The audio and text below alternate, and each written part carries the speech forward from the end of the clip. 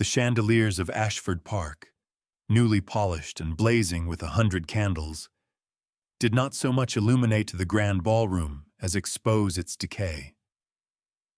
They cast a brilliant, unforgiving light on the water stains clouding the painted cherubs on the ceiling and the faint, spidery cracks in the marble floor. But no one noticed. Every eye, every tilted head, every hand holding a crystal flute of champagne frozen midway to the lips, was fixed upon the woman who had just entered. She was not announced. She wore a gown of severe gray silk, a color of such profound simplicity amidst the jewel-toned velvets and frothy laces that it seemed a deliberate rebuke. Her dark hair was coiled in a plain chignon without ornament. She held no fan, no reticule, only a slim leather portfolio clutched in one steady hand. The music, a sprightly waltz, faltered and died as the string quartet stared, bows hovering over strings.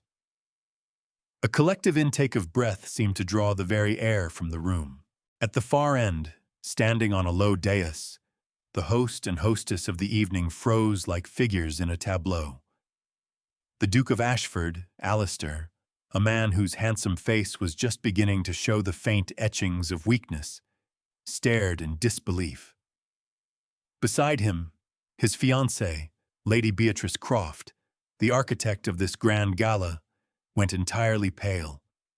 The diamonds at her throat, purchased at ruinous expense, seemed to suck the very warmth from her skin, leaving it the color of chalk. Her perfectly painted smile dissolved into a tight, ugly line.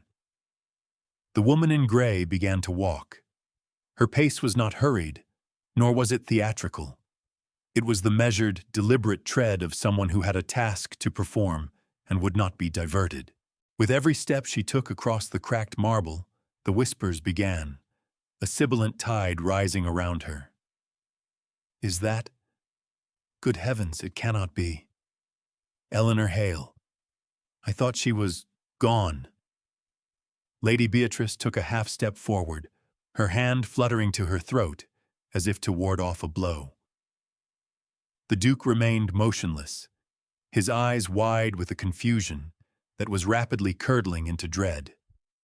The woman, Eleanor Hale, did not look at the stunned faces of the social chorus. Her gaze was fixed solely on the couple on the dais. She reached them, stopping a respectable 3 paces away, and the silence in the room became absolute, a heavy, suffocating blanket. She did not curtsy. She simply met the Duke's gaze, then Beatrice's, before lowering her eyes to the portfolio in her hands. Its leather was worn, its corners softened with use. With a quiet click, she opened the clasp. But to understand the tremor that went through Lady Beatrice's hand, or the dawning horror in the Duke's eyes, we must return to the beginning. If you enjoy stories of quiet strength and deserved vindication, subscribe for more. We would be so delighted to know where you are watching from today. Years before the silence and the scandal, Ashford Park had been a place of light and laughter. Eleanor Hale, then a girl of 17 with eyes as bright as her future, knew its gardens better than her own. Her father, Mr. Thomas Hale, a merchant of considerable fortune and even more considerable integrity, had been the old Duke's dearest friend. Summers were spent at Ashford, not as a guest kept at formal distance, but as family. She and the young Alistair, then a dashing heir and not yet a beleaguered duke, would race ponies across the rolling lawns until their faces were flushed and their clothes streaked with mud, much to the performative despair of their governesses. They ate sugared strawberries straight from the patch, the warm, sweet juice staining their fingers red. Eleanor remembered the particular scent of the Ashford Library, old leather, beeswax, and the faint, crisp smell of her father's cigar smoke as he and the old Duke discussed business over ledgers and port. It was in that room her father had taught her the elegant logic of numbers.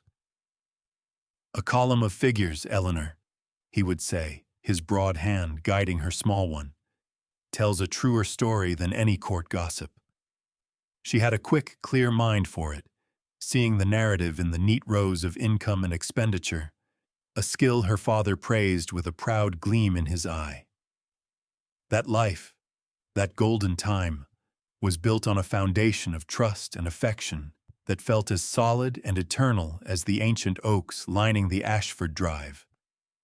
The future seemed a sunlit path, leading to a fine match, a comfortable life, and the continuation of the warm, easy friendship with the boy who would one day be Duke.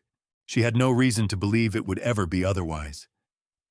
It was a world of warm rolls fresh from the oven for breakfast, of clear consommé served for luncheon on the terrace, of a future as bright and promising as the polished silver. The death of her father was as sudden and catastrophic as a winter squall. A shipping venture in the Americas, promised to be his crowning achievement, had failed spectacularly, taking with it not just the profits, but the entirety of the Hale fortune and a good portion of his health. He was gone within the year, leaving Eleanor, at 24, utterly alone and destitute. The fine friends of society vanished like mist. The invitations ceased. She sold what little she could, but it was not enough. With her name now a liability and her prospects erased, she did the only thing she could. She vanished. Taking the plain name of Ellen, she used her last few shillings to secure a position as an undercook at the one place she knew, the place she once thought of as a second home, Ashford Park. The old Duke was dead, and Alistair, the new Duke, was a distant figure, rarely seen below stairs. For 3 years, she lived in the steam and shadows of the great kitchen, her hands, once skilled with ledgers, now raw from scrubbing pots. She was invisible, a ghost in the house of her own memories. Then came the night of the Ainsworth dinner. Mrs. Gable, the head cook, a woman locked in a long, losing battle with the gin bottle, was discovered insensible in the pantry an hour before the first course was due. Panic erupted. It was a critical dinner for the Duke and his new fiancée, the formidable Lady Beatrice Croft. The butler, Jennings, a man whose service spanned 3 decades and 2 dukes, was on the verge of despair when a quiet voice spoke from the corner. "I can make the soup." Eleanor, her face smudged with flour, stepped forward. She worked with a silent, terrifying efficiency. From the chaos, she produced a perfect, shimmering, amber-clear consommé. When the Duke tasted it, he set down his spoon.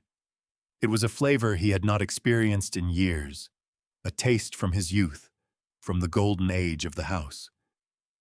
"Jennings," he called, his voice carrying down the hall.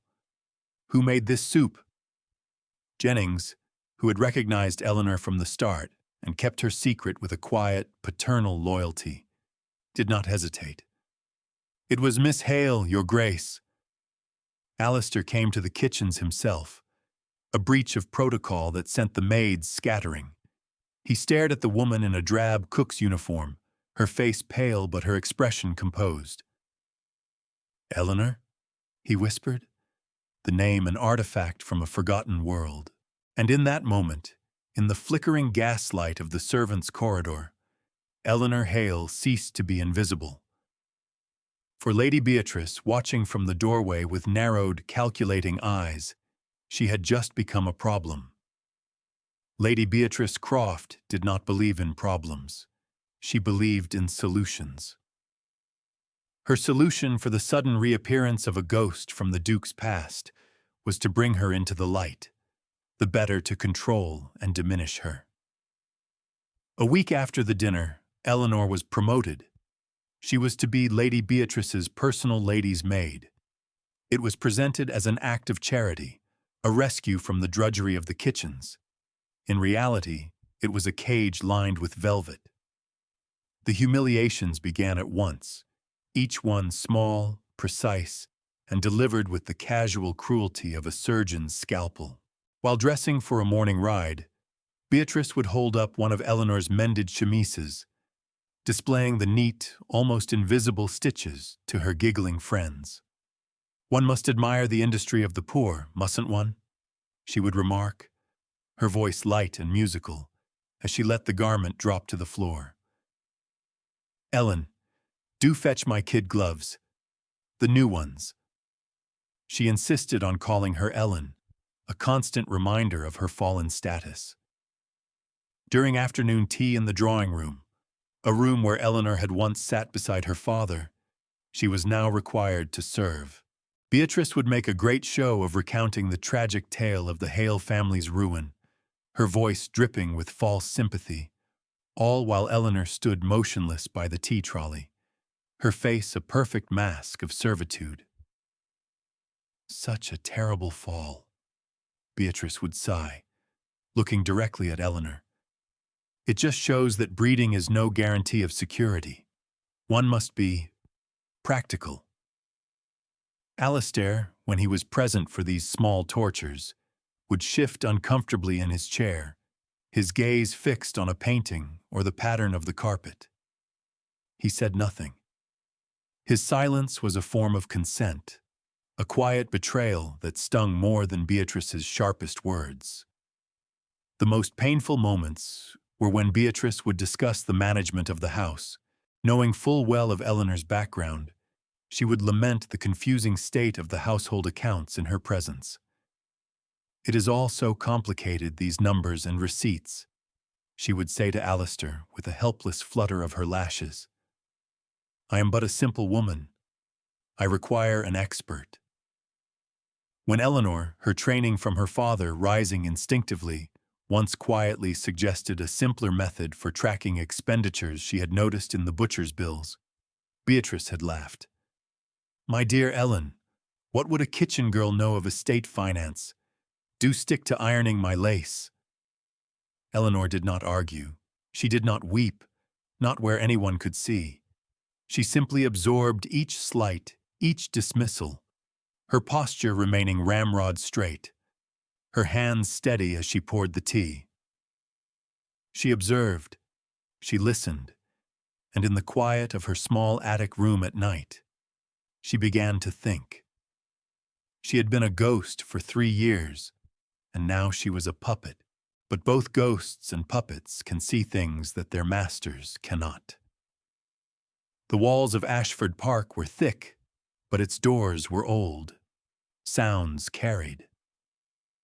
In her new role, flitting silently between the drawing room with the tea service and the sewing room with a torn hem, Eleanor became a repository of whispers and half-heard conversations. She learned to read the geography of a secret. A closed study door meant the Duke was agonizing over bills. A hushed conversation in the morning room between Lady Beatrice and her solicitor, a man named Finch with a damp handshake and darting eyes, meant something else entirely. It was there, while ostensibly polishing a silver vase in the hall, that she first heard the words that chilled her blood. "The mortgages must be consolidated under a new holding company," Finch was murmuring, his voice a low, greasy drone. "Once the title is transferred upon your marriage, Lady Beatrice, you will have sole discretion." "And Alastair?" Beatrice's voice was sharp, impatient. "He need not be troubled with the details. He finds them so dreadfully dull. He signs what I put before him." Eleanor froze, her hand tightening on the polishing cloth. A few days later, she saw it happen. She was mending a curtain in the library, partially concealed by the heavy velvet folds, when Beatrice swept in with the Duke. She carried a sheaf of papers and a pen. "Just a few household matters, my love," she cooed, spreading the documents on the desk. "Mr. Finch has organized it all so cleverly." Alastair, eager to escape to his club, scrawled his signature where she indicated, his pen scratching hastily across the parchment. He did not read a single line. Later that week, Eleanor was sent to Beatrice's boudoir to retrieve a shawl. The door was ajar. Through the crack, she saw Beatrice and Mr. Finch at a small writing desk. Finch was guiding her hand again and again as she practiced a signature. It was not her own. It was a flawless, flowing replica of the Duke of Ashford's. The scheme, in all its cold, predatory brilliance, laid itself bare in Eleanor's mind. Beatrice was not simply a spendthrift fiancée. She was a plunderer.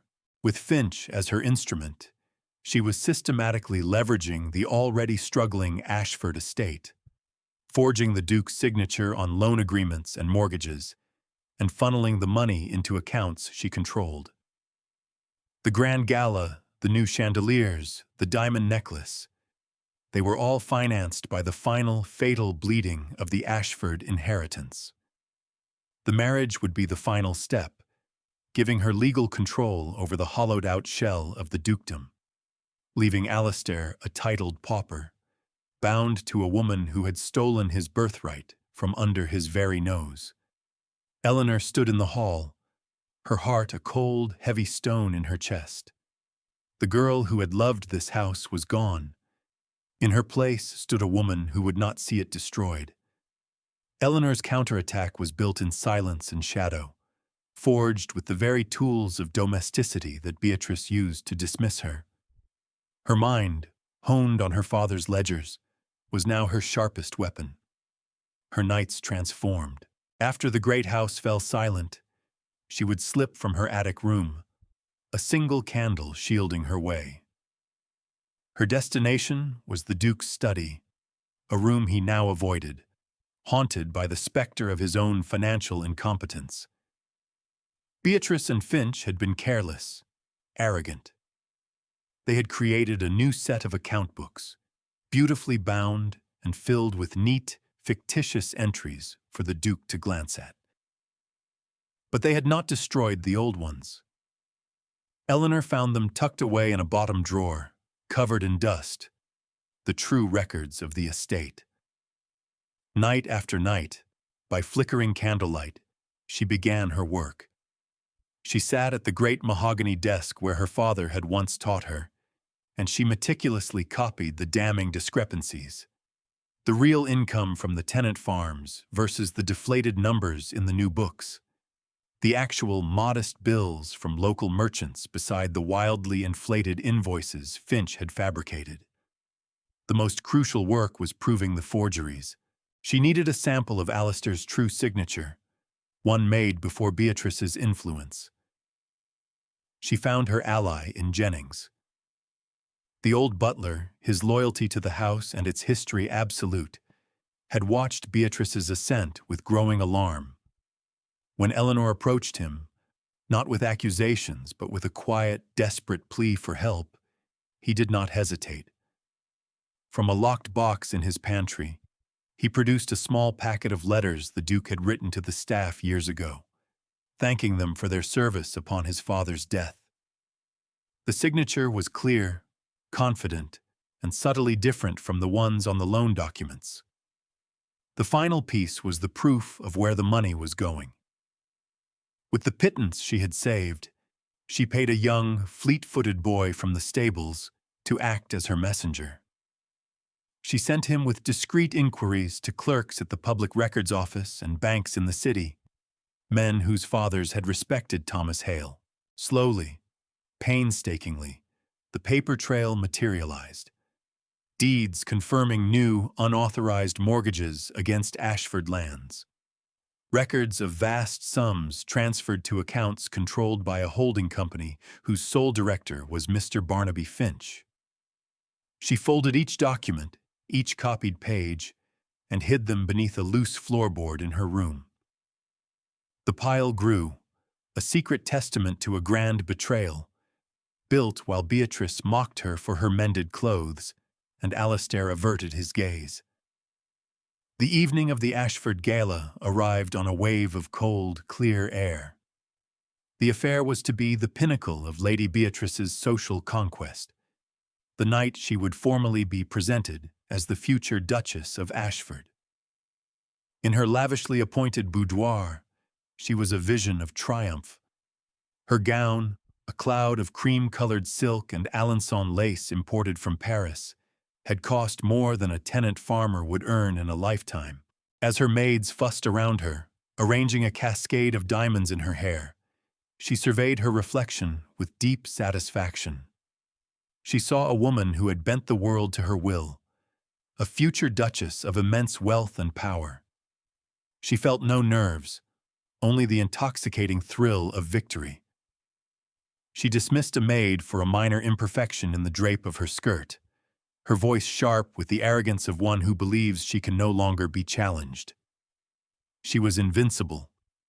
She would descend the grand staircase, and society would bow. Miles away, in a small, cold attic room at the top of the house, Eleanor Hale also prepared. She washed her face with cold water from the basin, her movements deliberate and calm. She took out the dress her mother had worn to her last London season, a gown of dark gray silk. The fabric was of the highest quality, its simple, elegant lines a testament to a different era of taste. Eleanor had let out the seams herself, her stitches small and perfect. It was a garment of quiet dignity, not of spectacle. She did not wear jewels. Her only adornment was a small silver locket containing a portrait of her father. Her hair was coiled into a simple, severe chignon at the nape of her neck. When she was ready, she knelt and lifted the loose floorboard. She retrieved the leather portfolio containing her life's work for the past several months. The copied ledger pages, the bank records, the proof of forgeries.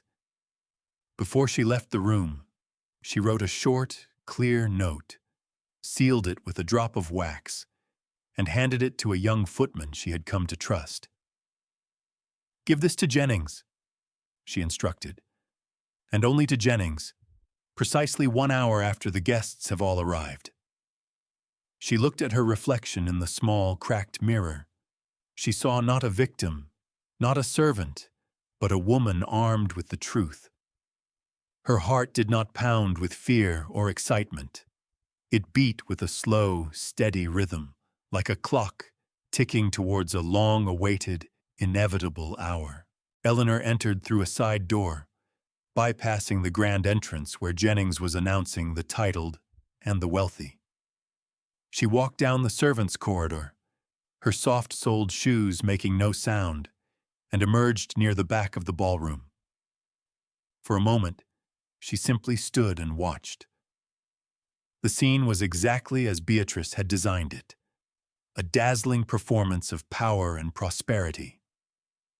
The orchestra played, champagne flowed, and the air buzzed with the practiced laughter of London's high society. Beatrice, with Alistair at her side, was holding court, a queen in her new, ill-gotten kingdom. Then Eleanor took her first step onto the marble floor. A minor baroness saw her first, her fan pausing mid-flutter. A countess turned, her eyes widening. The whispers began, and the great glittering machine of the gala began to grind to a halt. The music wavered, then ceased. A profound silence, thick and heavy with astonishment, fell over the room. Every head turned. Eleanor walked forward, her gray dress a slash of sobriety in the sea of color. She did not look at the gawking crowd. Her eyes were fixed on the dais. Alistair saw her, and his face went slack with shock. Beatrice's triumphant smile tightened, cracked, and fell away, replaced by a mask of cold fury. Eleanor reached the foot of the dais and stopped. She did not need to raise her voice. In the unnatural quiet, her words carried to every corner of the room.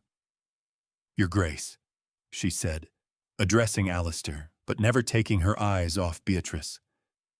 "Lady Beatrice has been a most industrious steward of your finances. I thought you might wish to review her accounts." She opened her portfolio on a nearby table. With methodical grace, she laid out the evidence. She placed a page from the true Ashford ledger beside a forged copy. The income from the tenant farms, Your Grace. Note the discrepancy of over £4,000. She laid down the loan documents. Mortgages against the Northwood and Oakhaven parcels. Perhaps you recognize your signature? She placed one of the old letters Jennings had given her beside the documents. The forgery was expert, but next to the genuine article, the subtle differences were undeniable. A collective gasp went through the crowd. Alistair stared at the papers, his face ashen, the truth a physical blow. Beatrice found her voice, a shrill, ugly sound. Lies. This is the pathetic fantasy of a ruined, jealous servant, a kitchen girl. Alistair, have her thrown out! But no one moved. They were all looking at the papers, at the cold, irrefutable story they told. Desperate, Beatrice rounded on Alistair, her voice rising to a shriek. He knew! He was too weak to manage his own affairs, so I did it for him. He was happy enough to spend the money. All eyes turned back to Eleanor. She stood, calm and straight, amidst the wreckage she had wrought. She looked at Beatrice, a woman stripped of her finery down to her raw, grasping ambition, and delivered her final, quiet verdict. You have mistaken the management of a house, she said, her voice clear and devastating, for the plundering of a home. The sentence hung in the air, absolute and unanswerable. At that moment, as if on cue, Jennings appeared at the main door, accompanied by two stern-faced constables. Beatrice let out a choked sob of rage and despair as they moved towards her and the pale, trembling Mr. Finch. Eleanor did not stay to watch. Her work was done. She quietly gathered her papers, closed the portfolio, and walked out of the silent ballroom, leaving the ruins of a reputation smoldering behind her. The collapse of Lady Beatrice Croft was total and immediate. The Ashford Gala became the most infamous social event of the decade. By morning, every drawing room in Mayfair buzzed with the story. Her name became a synonym for avarice and deceit. Invitations were rescinded, friends denied ever knowing her, and creditors descended like vultures. Her accomplice, Mr. Finch, was tried for fraud and forgery, his testimony painting a damning portrait of Beatrice as the scheme's ruthless architect. He was sentenced to transportation. Beatrice, stripped of her prospects and her stolen wealth, was sent by her humiliated family to a grim, isolated convent in the north of France. Her social existence erased as thoroughly as if she had never been. For the Duke of Ashford, the consequences were a different kind of prison. He was not a criminal, but a fool. The scandal left him a pariah, an object of pity and quiet scorn. He was left with a title, a crumbling, debt-ridden estate, and the profound public shame of having been so easily duped. He shuttered the Mayfair townhouse and retreated to a small, neglected hunting lodge on the edge of his property, seen by no one. The fate of Ashford Park itself hung in the balance. The debts were staggering, foreclosure a near certainty, but Eleanor Hale had not brought the house to the brink of ruin only to watch it fall. Backed by a small consortium of her father's old associates from the city, men who valued integrity and remembered Thomas Hale's sharp-witted daughter, a legal arrangement was made. Eleanor was appointed administrator of the Ashford estate, a position of unprecedented power for a woman of her station. She did not take up residence in the Duchess's suites. She moved into a modest set of rooms in the East Wing and made the Duke's dusty study her command post. She worked with a tireless, practical fury. She discharged the corrupt land agent Finch had installed. She met with every tenant, listening to their grievances and reviewing their leases. She sold off the gaudy furniture and jewels Beatrice had acquired, using the funds to pay the local merchants first. She negotiated with the banks, not with pleas for mercy, but with meticulously crafted plans for repayment. her command of the estate's finances earning their grudging respect. She reopened the small village school on the estate lands, which Beatrice had closed to save a few pounds. Slowly, painstakingly, the great wounded house began to breathe again. It was not a revival of glamour, but of purpose. Order was restored, not by rank, but by competence. And respect was earned, not by title, but by trust. A year passed. The seasons turned, and under Eleanor's steady hand, the land began to heal. The fields were properly drained, the fences mended, the tenants' cottages repaired. Ashford Park was still a shadow of its former glory.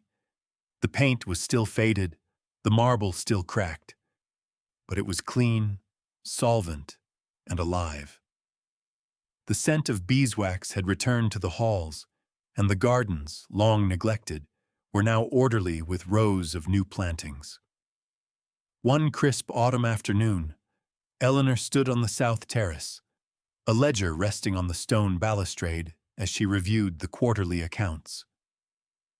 The numbers told a quiet story of recovery. A figure approached from the direction of the woods, walking with a diffidence she had never seen in him before. It was Alistair. He was dressed not as a duke, but as a simple countryman, in a worn tweed jacket and muddy boots. He was thinner, and the easy arrogance that had once defined him was gone, replaced by a deep, weary quiet. He stopped several feet away, not presuming to step onto the terrace, onto the grounds of the house that was still his by name, but hers by right of salvage. He twisted a worn cap in his hands. "The tenants say the harvest will be good this year," he said, his voice quiet, almost rusty from disuse. He looked at the fields, then back at her. "Thank you, Eleanor." It was not an apology for his weakness, his blindness, or his betrayal. Such words were inadequate, and they both knew it. It was a simple statement of fact, an acknowledgement of the truth that had settled over the estate. She gave a small, composed nod, accepting the statement as it was offered. She did not smile. She did not invite him for tea. She did not offer absolution. She simply stood her ground, the guardian of the home he had nearly lost. He held her gaze for a moment longer, then turned and walked back the way he had come, a solitary figure receding into the autumn landscape. For a title may grant a man a house, but only character can make it a home. Thank you for joining us for this story of quiet vindication. Our question for you is this: did the Duke deserve a second chance? We would be so honored to hear your thoughts and to know where in the world you are watching from. We look forward to sharing our next story with you soon. Remember, pride may wear diamonds, but character wears forever.